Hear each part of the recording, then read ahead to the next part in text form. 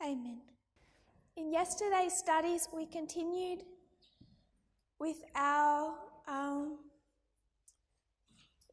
story of this message as it's developed. We spoke of its development from 2016 with Acts 27 and how that quickly developed into a study of World War II. So outside of the study of Acts 27, which really was our introduction, the studies past that point dealt heavily with that history of World War II and what it could teach us today.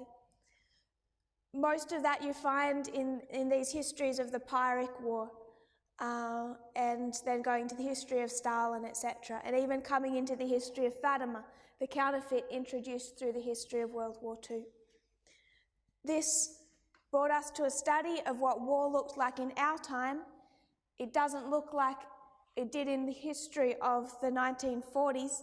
Now we have the information age, and that was able to teach us how warfare has changed since the invention of nuclear weapons. Then we spoke of the parallel between the external and the internal, how we can compare and contrast the final movement that leads to the Sunday law, the final movement internally that opposes the Sunday law. Then we started getting into the subject of time, the question of when. That it began with seeing this repeating 10-year pattern, and then into these prophetic time spans that took us to 2019. And we're going to look at that in later presentations.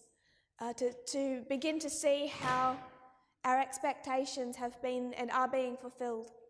2014 opened up as a midpoint, and this also, with the opening up of 2014, gave us extra assurance of 2019 as being the close of probation, particularly through understanding the revolutions. The American Revolution was also studied, and with the revolutions and the American Revolution, it began to open up 2020 and 2021.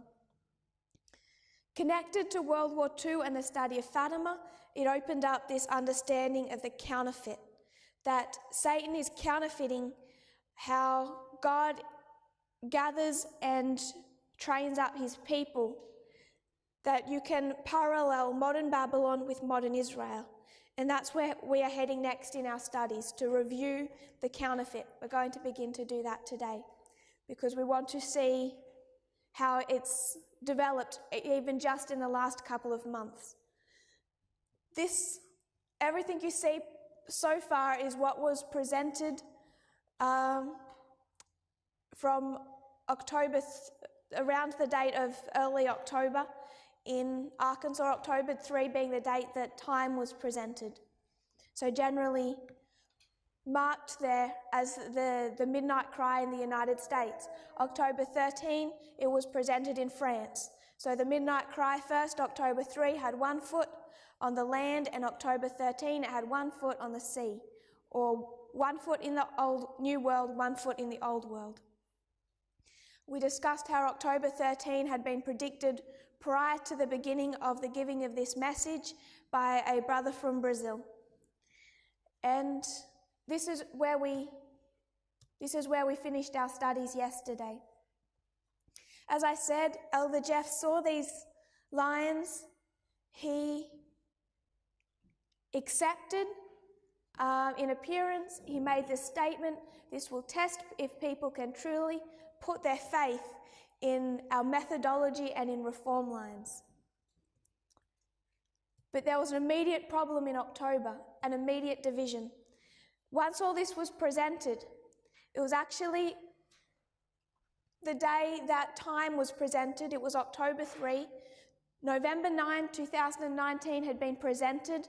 The atmosphere in the classroom after that presentation I would describe as extremely solemn. Elder Jeff got up and he was leaving the room. Someone asked him about his thoughts of what was just presented. And I have had very limited dialogue with him since the presenting of that message on October 3. We may have had one email since that date. We have not dialogued on any of this, which is, I think, one of the reasons why I find his arguments now so illogical, because I don't think he actually understands even what he's fighting against. But he got up on October 3, as he was leaving the room, he said, "I accept November 9.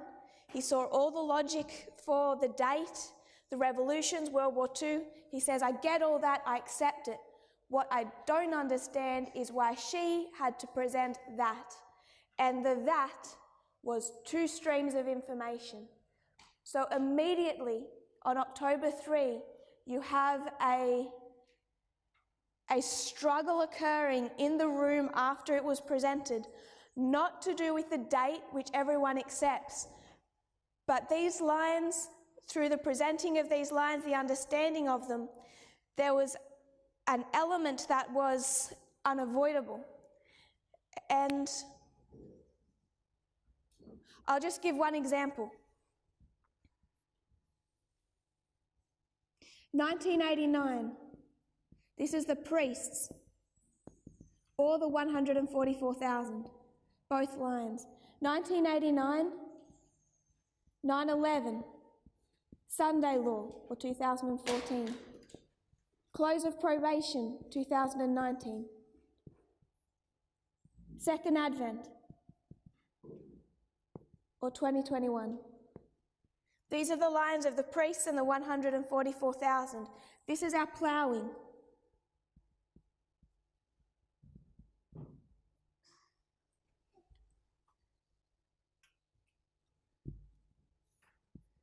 From 1989 to 9/11. What does the work of the ploughing? We discussed this on Sabbath. It's a message. So a message is going to do the work of the ploughing, which means that there's a message unsealed in 1989 going to be begun to be laid out in 1991 as an increase of knowledge, and in 1996 it's formalized. And it's a message, a true message that is going to prepare the soil for the sowing of the seed. Connected to all of these lines, at the backdrop of them, particularly when you start dealing with politics within the United States, what becomes unavoidable is that if this is the line of the Nethinims, where does it begin? 2014 is their time of the end. 2019 is the sowing of the seed. If you want to make that November 9, we're about 4 days away. So what has ploughed the Nethinims for these 5 years? By Nethinims, you're talking about billions of people. What has ploughed them for the last 5 years? Because you know it isn't this movement. The consequence of understanding this dispensation of 2014 to 2019 is that there must have been a message doing a work in this history of 14, 16, 18 that is doing the work of preparing or ploughing the ground for the Nethinims. And the problem that Elder Jeff faced, and those who are following him now, the problem they face that is essentially this one. We had a message that prepared us. This message was, in essence, for its dispensation, perfect. So whatever this message is in our dispensation for the Nethinims, it must be, for its dispensation, perfect. And that is what they could not accept. And if you want to know what has caused this division now within the movement, it is the exact same thing that Elder Jeff fought against in October 3. It just took him longer to become public. But this rejection of the midnight cry was immediate. 2019, the seed is sown, so what has ploughed them? And as you start seeing these histories laid out of our dispensation, you start to see that there are 2 different narratives, political narratives within the United States as to what is occurring. And you could call them, what we did was CNN and Fox. And in the early days of October, late September, early October, what was presented was two streams of information. And the background of all of that is that there must be an external stream that is preparing the world or the Nethinims for the sowing of the seed. Just a belief in reform lines and fractals tells you that must be the case. CNN is just a title. Fox is a lot more serious, but it also is just a title. It is the premier voice in the United States, formalized in 1996. CNN bought over by Time Warner in 1996, so you can construct a whole logic between CNN and Fox. But they do become titles, CNN essentially being a more liberal, you could say a globalist, but I would say a liberal news voice, Fox being conservative Christian propaganda. And once you get to 2016 and 18, and this history really from 14, 15, 16 and forward, as Donald Trump is rising, you have CNN in opposition to him, warning the world about who and what Donald Trump is. And you have Fox as the voice of evangelical America, of white conservative evangelical America, supporting him. So you have two opposite information streams within the United States. And this was discussed also in the context of conspiracy theories, particularly when you see the increase of knowledge externally is the 2016 election, and you have two opposing sides. Clinton really working or supported more by this side of the media, and you have Donald Trump with his evangelical base. And you see how the evangelical base and Donald Trump work through conspiracy theories. So that part of the message that became unavoidable through the study of this dispensation and the rise of Trump through their political system became unavoidable. And it is that understanding of two information streams that was opposed on October 3 and what Elder Jeff, when he first made public his split from this movement, attacked. We're going to discuss that further. But that is the context of October 3. So in that history, it appears that the Midnight Cry message has been accepted. But other studies are coming out, particularly out of FFA and out of their subsequent camp meeting, where it's clear that either the Midnight Cry message has not been accepted in its entirety, or it has not been understood. So further studies are done to try and demonstrate how strong these reform lines are and how clear they are in what they are teaching us. So late in December of 2018 in Australia, a couple more presentations are done. The first one is the Battle of Heraclea. It's the second battle in the history of Pyrrhus, lines up with December 19 of 2018. And that is discussed. But there's a study next to it, also done in the late months of the late December of 2018, a study on the repeating pattern.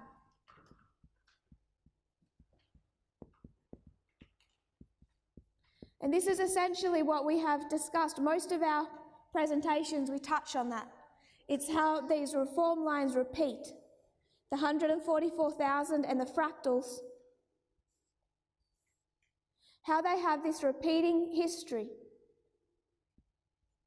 where if we were to expand one of these 4 dispensations, we would find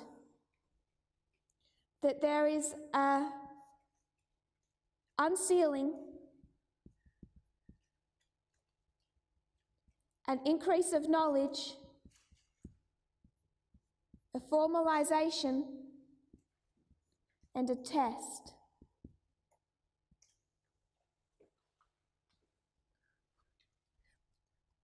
That this is, if I was to remove the fractals, this is the repeating pattern within every one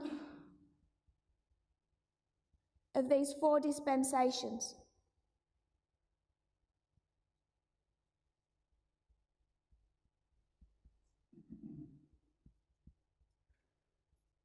And this logic alone starts to really to fight against the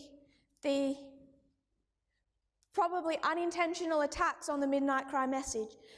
Just this repeating pattern alone identifies October 2018 as being the Midnight Cry without other studies being brought into that Midnight Cry message. It identifies a ploughing message for the priests, for the Levites, and for the Nethinims. So the repeating pattern study was done as a response to people's either attacking the Midnight Cry message or not understanding the Midnight Cry message. 2019, the beginning of the year, there was a school held in Brazil, and Acts 27 was gone over in much more detail. It was then that the 5th line was more clearly demonstrated. So in-depth studies were done into Acts 27 and the 5th line.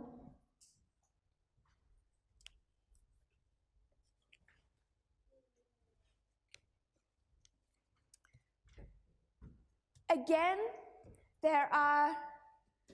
while in Brazil, you could still hear the rumours, the tremors throughout the movement of the people attacking or not understanding these lines. And again, the attack was on the 2 streams of information, on the fact that there is a right and a wrong external stream, a right and a wrong external narrative about what is happening in world politics, particularly politics. So at the Brazilian camp meeting, a much more robust presentation is done on the 2016 election. Through an understanding of the Battle of Ipsus, the first battle in the history of Pyrrhus, Ipsus demonstrates the 2016 election. It shows that election from 2 different perspectives, and when you overlay those perspectives, it makes irrefutably clear the role of Clinton and one side versus the role of Donald Trump and the other side. So again, these studies already laid out, the reform lines already laid out, are being revisited and expanded upon, taught much more clearly to try and help the movement understand and accept what they were designed to teach us. So still there is the claim of acceptance, but the implications of these reform lines are still making tremors throughout the movement.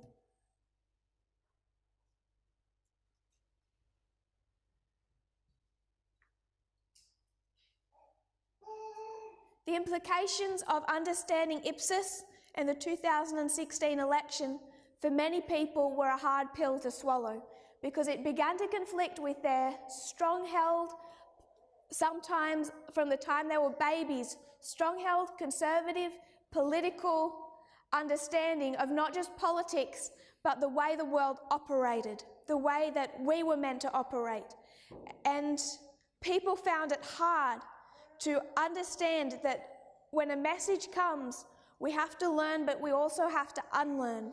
Other tests, the unlearning, coming to a point and saying, you know what, the Adventist church leadership are in apostasy. For many of us, that's not challenging. That's not some type of unlearning we have to do where we understood the church leadership was good, and now we have to understand they're in apostasy. For many of us, that was easy. So we didn't necessarily have to make a big step to unlearn our concept of the Adventist church leadership. But once you get to this test, right up against our close of probation, the test is a lot harder. And now there are other deep-seated understandings that we have had to unlearn. Some of them could put their faith in the methodology and the movement to do that, some could not. So that's the history of Brazil. After Brazil, the next camp meeting is held in Guadeloupe in the Caribbean. It's a French island. By this stage, Elder Jeff has, at a camp meeting in Arkansas, presented a study titled Half Right, Half Wrong.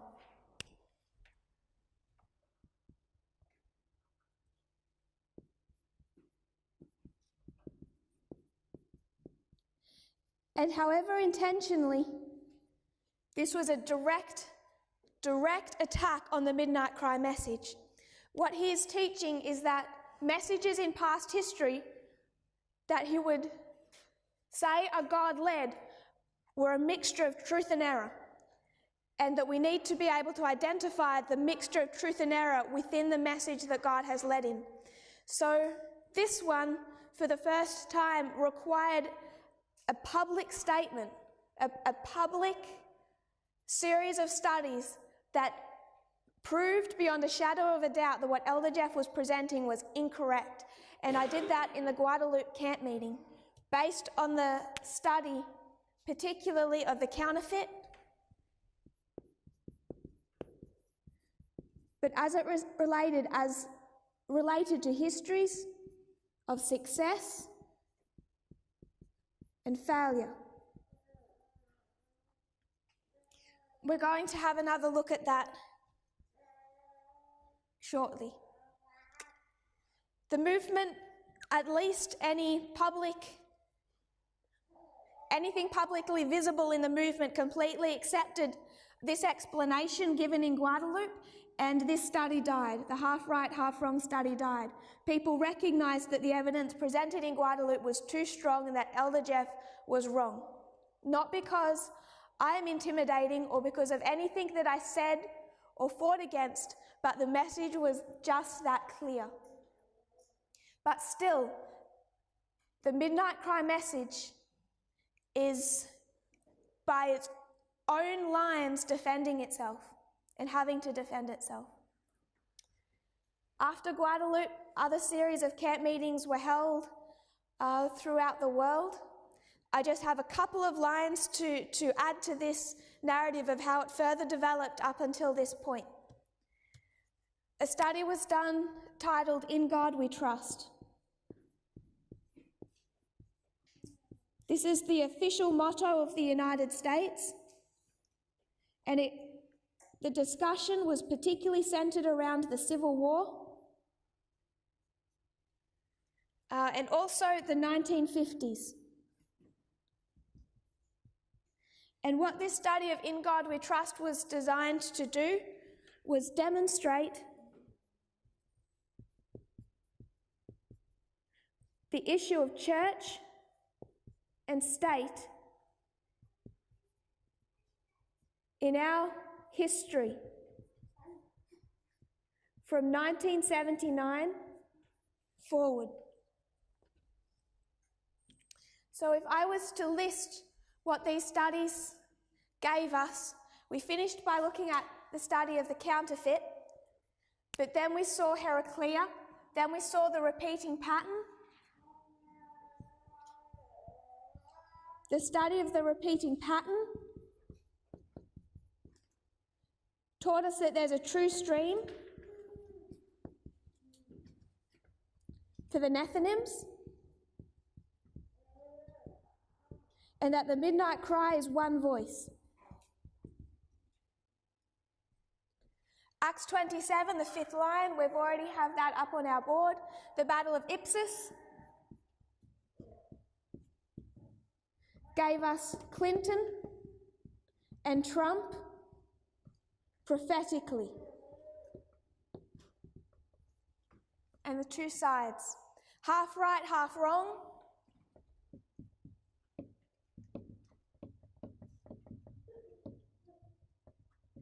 Gave us histories of success and failure. In God we trust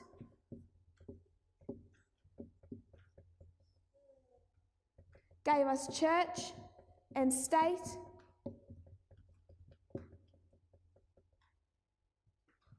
in our history. And by our history, I mean as it developed from 1979 all the way to 2019, how it's developed for the last 40 years. And you know, if we thread our waymarks, that tells us not just of the last 40 years, but what we are to expect. Just like the two streams of information, what is threaded through these histories that is an unavoidable subject is the issues of racism and sexism. And that is also what this history of In God We Trust gave us, that church and state in our history are have united already together over the issue of race and gender. This was already evidenced in the studies in October. It was already evidenced in the history of Ipsos. Not a coincidence that in the history of the ploughing of the Nethinims, they're being divided about whether or not they want a black president for the first time in their history, a woman president for the first time in their history, or Donald Trump, a white, male, racist evangelical.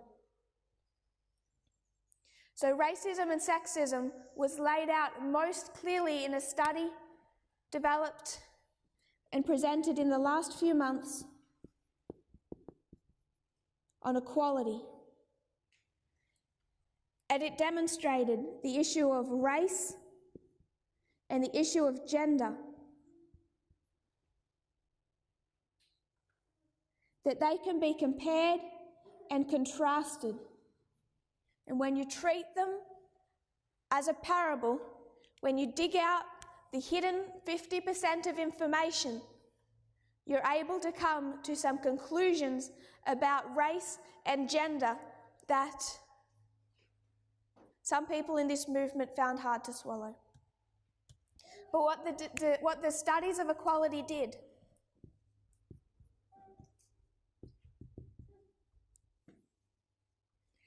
will give us, in perhaps the clearest way presented possible through the Midnight Cry, exactly what our test was.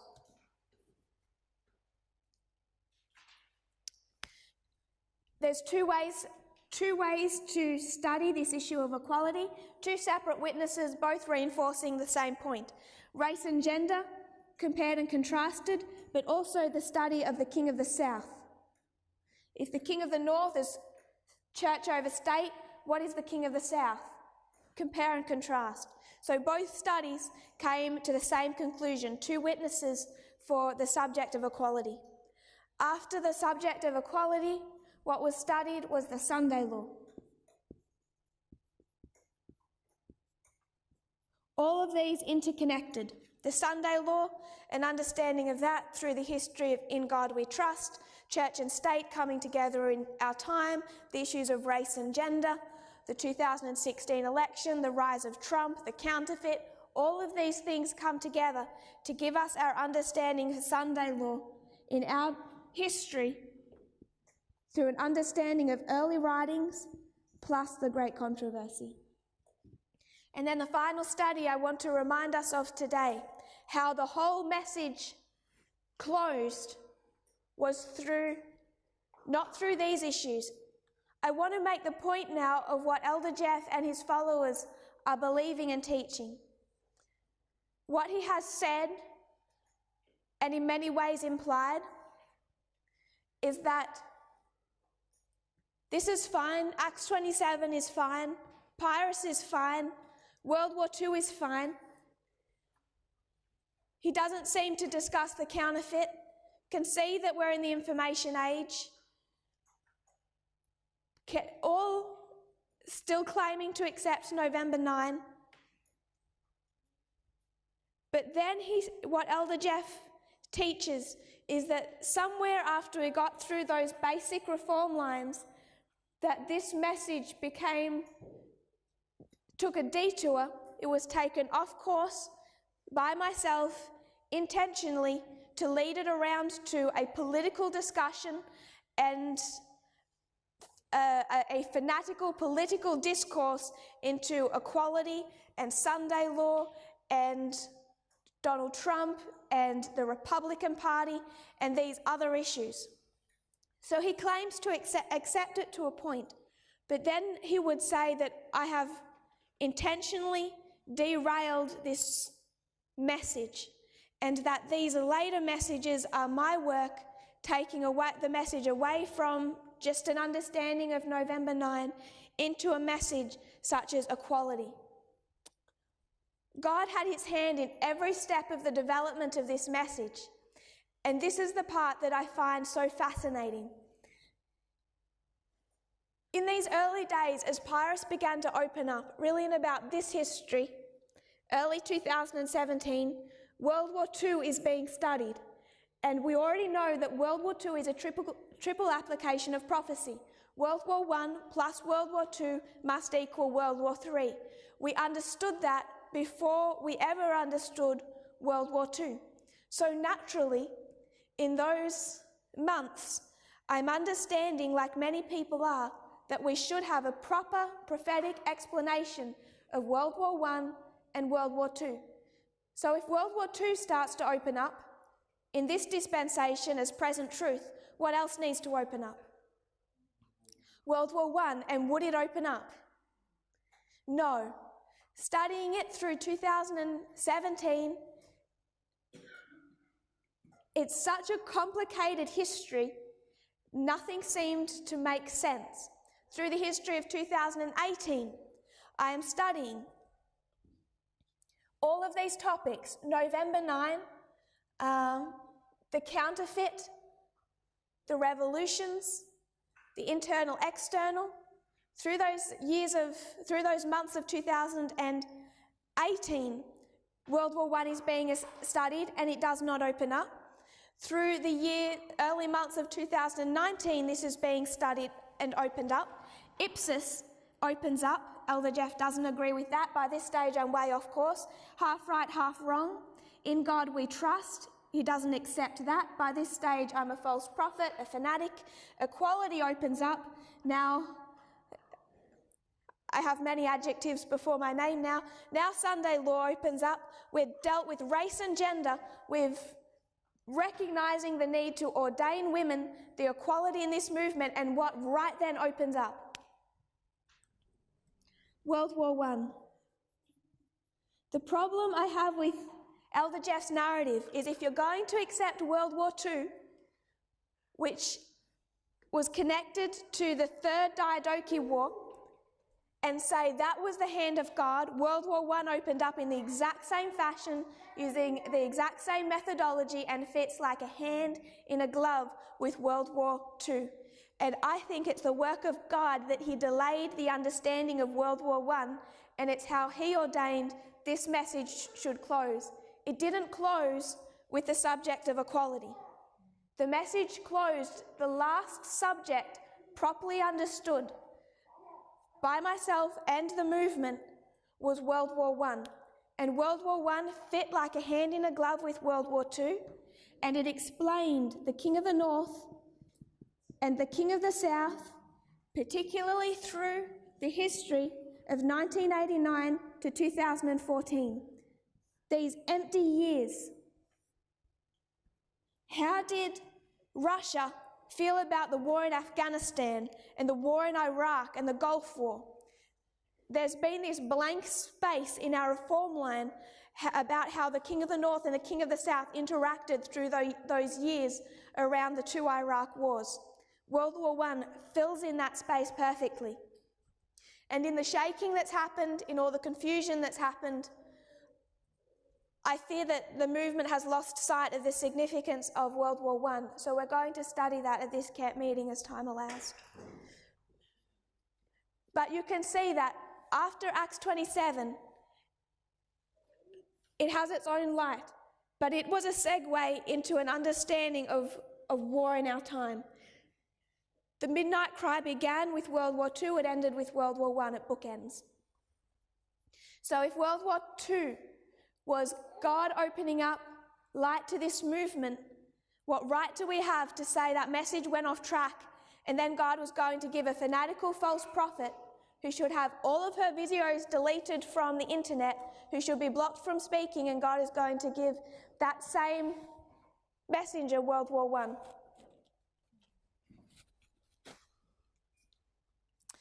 I believe the timing of the understanding of World War I was entirely under God's control. And we know that in this dispensation, we've finished that triple application of prophecy, where we can now combine the two world wars to understand our own history.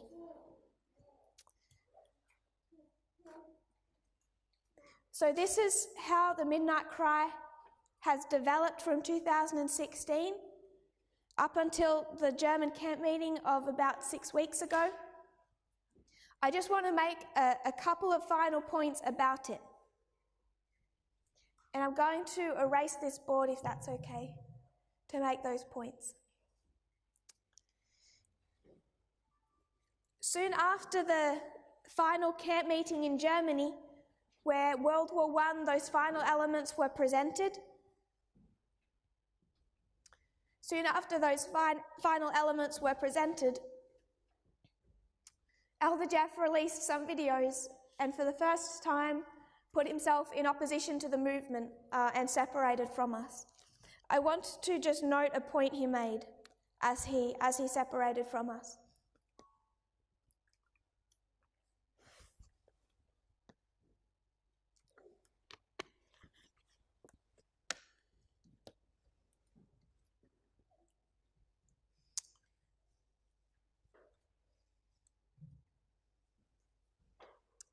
I will note that I am not entirely sure what his current position is. My position, Elder Parminder's position, and those still within the movement, our position on any of these issues has really not changed at all.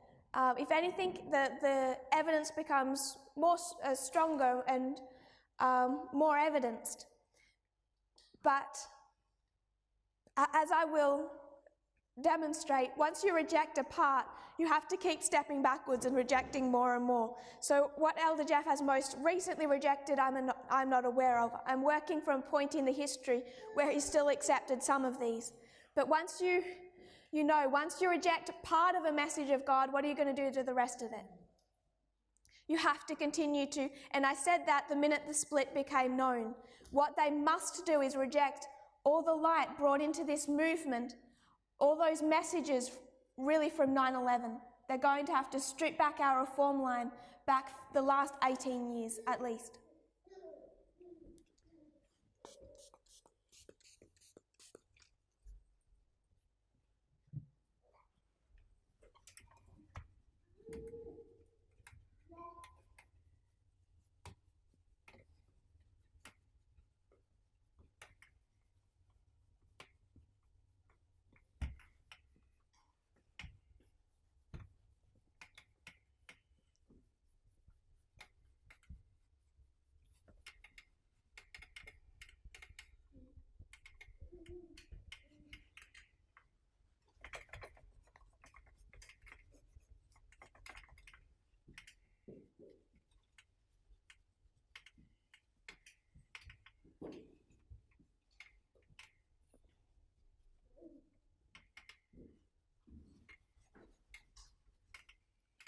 I'll just leave it there. So what Elder Jeff said when he came out in opposition to this movement and this message, he said that he had problems when the message was given in October, and we discussed what those problems were and how that was immediately evidenced. But he said that his concerns were, and he used the word, squelched. So he said his issues with the movement were squelched. The issues with the message were squelched. Essentially, he was silenced. He said, if I was to say that this was the Midnight Cry message, he said that there was other messages,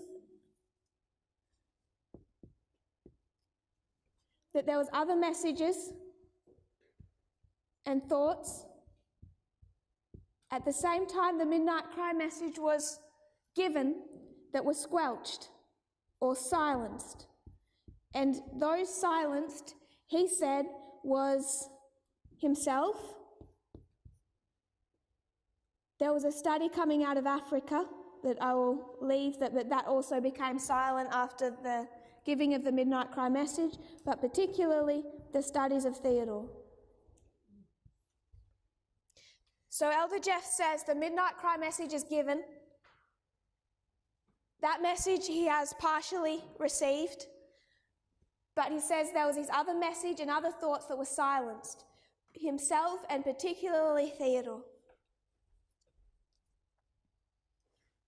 He says that the midnight cry message is now full of fanaticism due to these later studies that he does not accept. He says that he has come back to put an end to that. And one of the accusations he makes is that Parminder and I have denied the Bible and the writings of Ellen White. We do not accept clear spirit of prophecy quotes. We do not accept clear spirit of prophecy quotes. So I want to use some clear spirit of prophecy quotes on this logic. If we were to go to Millerite history, this is Millerite history. July 21st is what day in our own? For the line of the priests. It's its direct application. July 21st is the first fractal in Millerite history. If you bring that down into ours, it's 2014. The message swells. This is Boston. Next, on August 1st, the message is given in Concord. And then August 14 and 15, it's given at Exeter. Boston, Concord, Exeter, and then you have October 22, a shut door. So this is our repeating pattern. July 21st, Boston, then Concord, and then Exeter. And Exeter is identified as the midnight cry. 2014. Message is unsealed. It lines up with Boston. It's going to swell to 2016, which lines up with Concord. Swells to 2018, which lines up with Exeter and is the midnight cry. All of which leads to 2019, which is the shut door. The repeating pattern on the line of the priests from the history of the Millerites.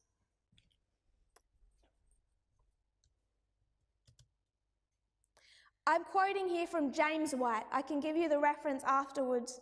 I won't for time at the moment. But this is James White discussing the Exeter camp meeting. He says it was the month of August 1844 that the memorable Second Advent camp meeting was held at Exeter. The meeting was large.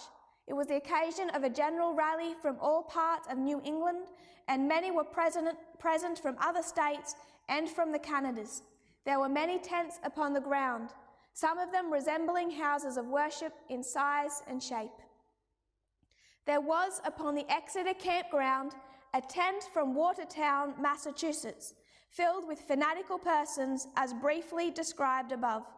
At an early period in this meeting, they attracted much attention by the peculiar style in which they conducted their seasons of worship in their tent. They were irregular, very lengthy, frequently extending into hours of intermission and rest.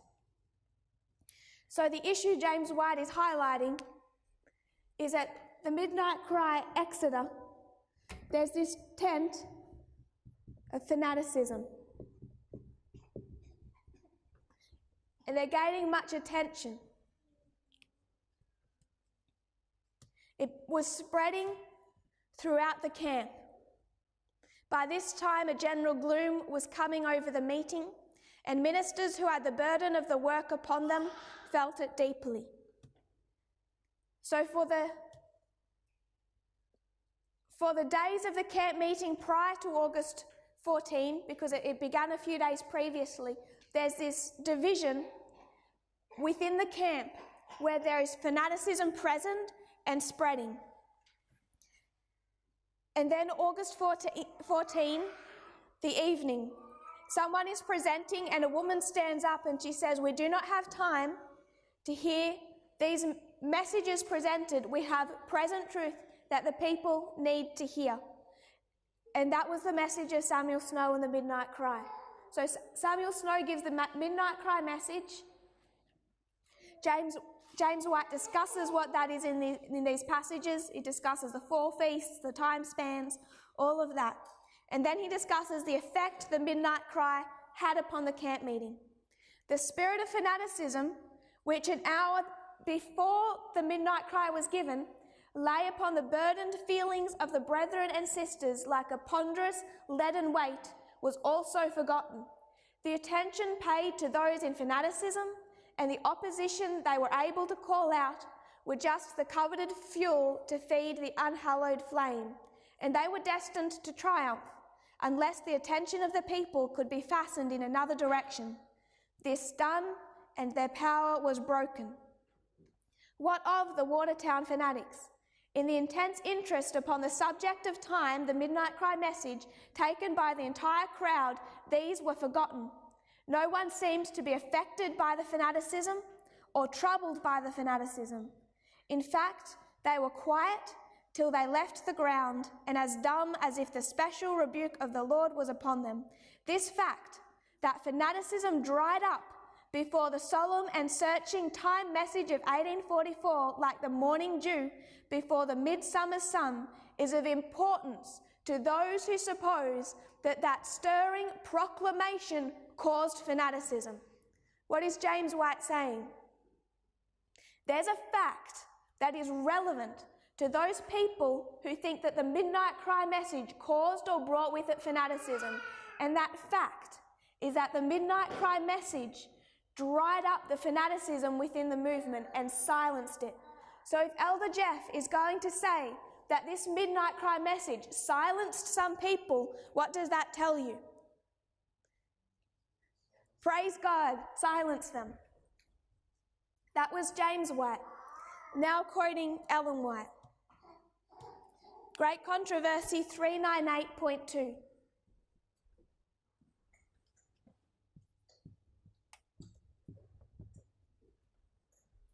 Great Controversy 398.2.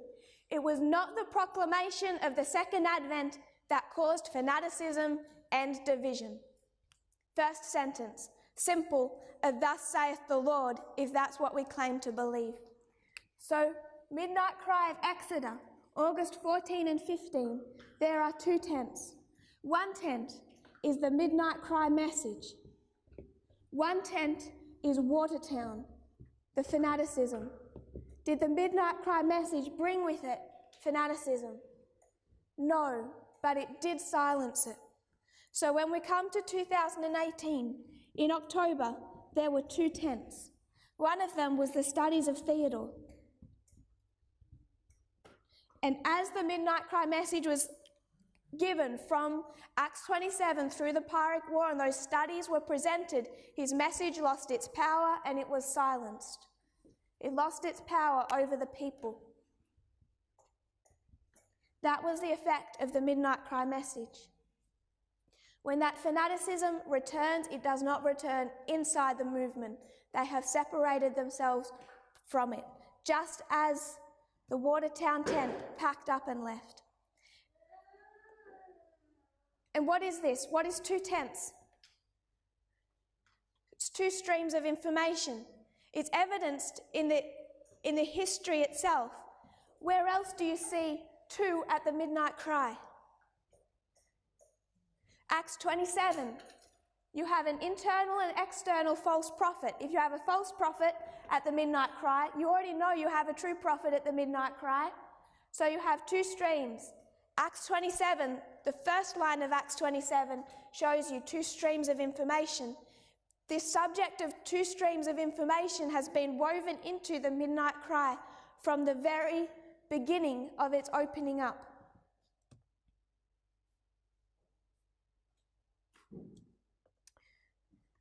this has been a broad overview. We haven't gone into each subject. Each subject we could spend quite a few presentations digging out and studying together, but we don't have time for that here. So we're not going to do that here. What I wanted us to see was this brief overview of how it's developed through 16, 17, 18 and 19. Really through, from the end of 16, about 3 years. I wanted us to see how it's been God's leading, not man's leading.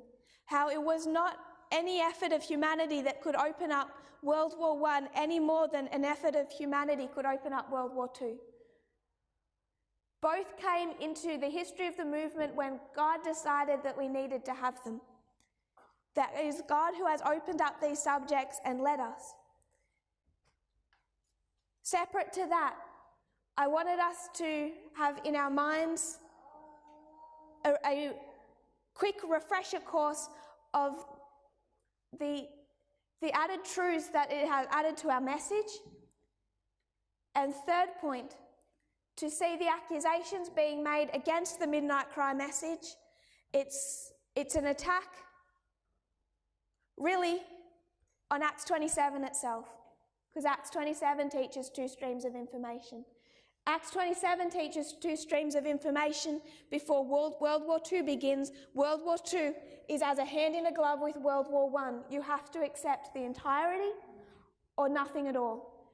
And while FFA claims to believe some, why then are all of those videos deleted from their YouTube channel?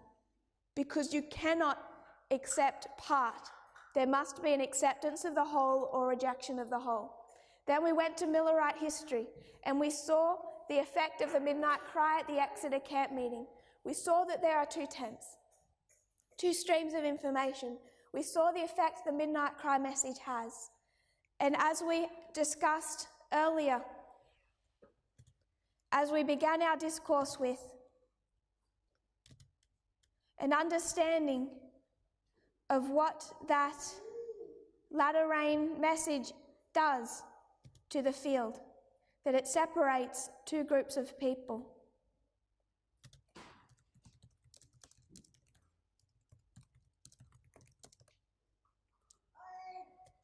I want to finish with a quote.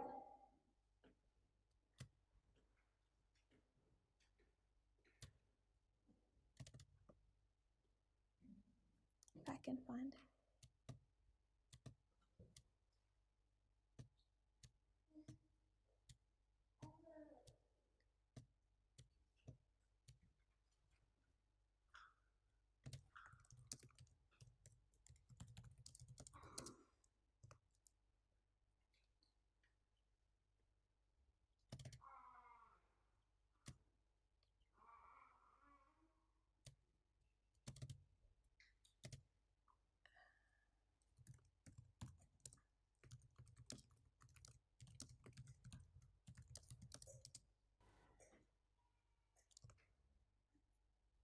I might have to find it later.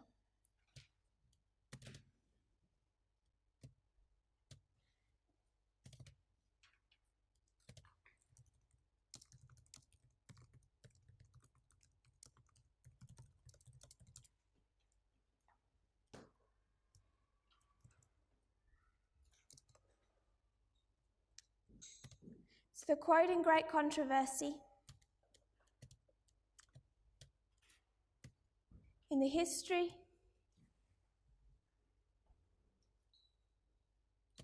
of the final warning,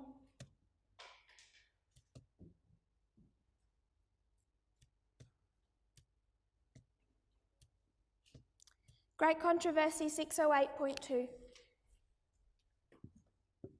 It's the final warning, so you know where we are on our reform line.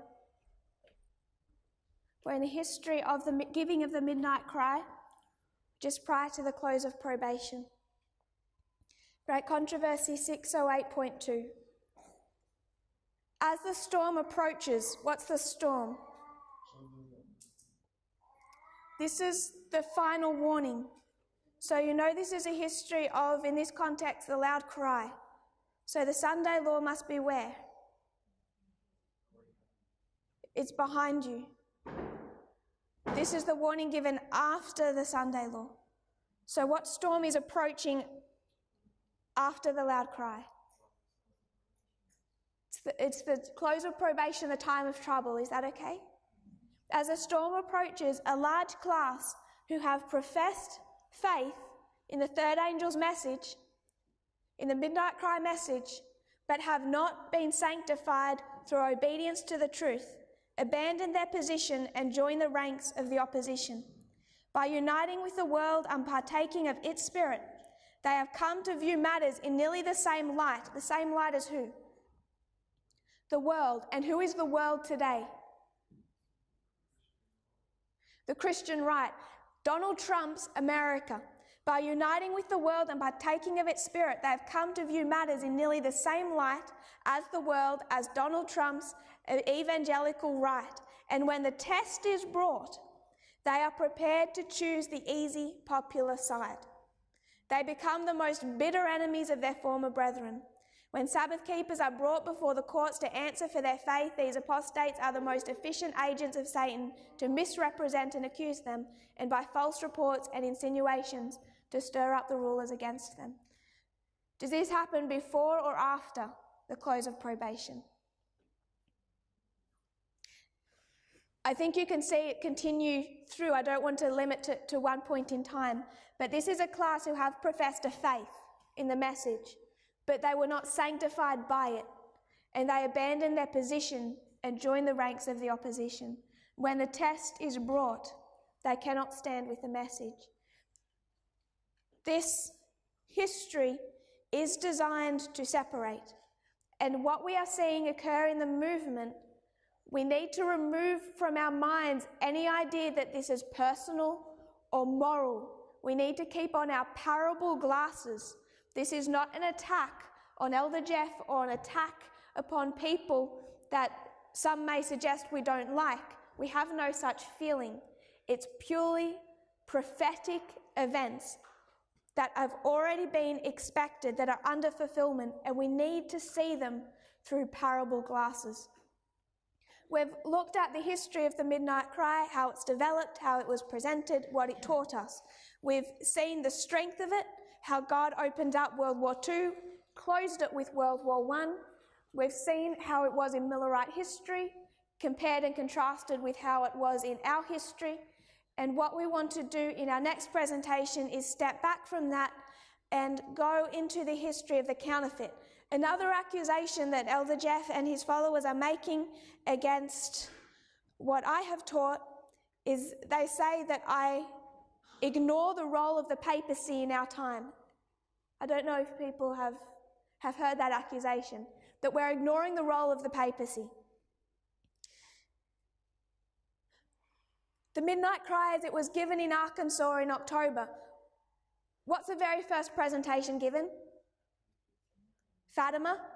What was the very last presentation given? The counterfeit.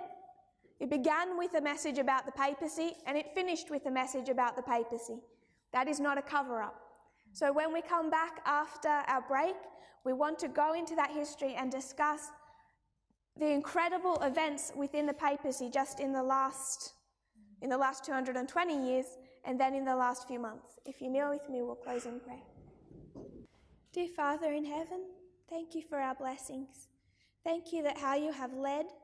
Lord, we look at where you've taken this movement, and Lord, I pray that each head bowed, those watching later, that they will have faith in your leading, that it was not human intellect that had any power to open up World War II, neither World War I, that you have guided from beginning to end. And I pray, Lord, we'll put our faith in your leading. I pray, Lord, that you'll help us to understand these lines, the concepts behind them. I pray, Lord, that we will not just have the assent to the truth, Lord, but that we might be sanctified by what your messages are designed to teach us. Thank you for this camp meeting and the ability to come together again. I pray in Jesus' name. Amen.